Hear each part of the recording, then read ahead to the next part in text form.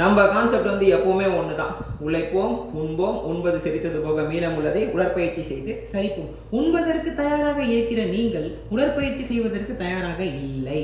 Okay, இன்னைக்கு நான் பாருங்க, நேற்று வந்து பனிக்கறி சாப்பிட்டேன், மாட்டுக்கறி சாப்பிட்றேன், கோழிக்கறி சாப்பிட்றேன், ஐஸ்கிரீம் சாப்பிட்றேன், புச்சதெல்லாம் சாப்பிட்றேன். அப்பப்போ ஏன்னா எனக்கு என் உடம்பு பிடிக்கும், சாப்பிட்றதும் பிடிக்கும், அதுக்காக ஒர்க் அவுட் பண்ணுவேன், எனக்கு பிடிக்கும். ஆனால் நிறைய பேருக்கு அது பிடிக்கல. ஸோ அதனால ஒர்க் அவுட் பண்ணுற வீடியோ போட்டால் வியூஸும் போக மாட்டேங்குது.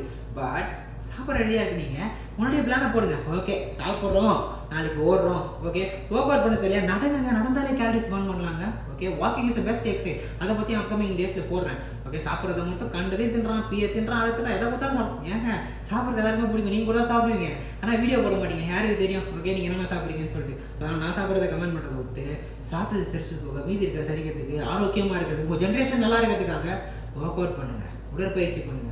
அந்த ஒர்க் அவுட்டையும் தேடி பாருங்க, கிடைக்கும். ஒர்க் அவுட் பண்ணுங்க, ஃபிட்டாக இருங்க, பிடிச்சதை சாப்பிடுங்க.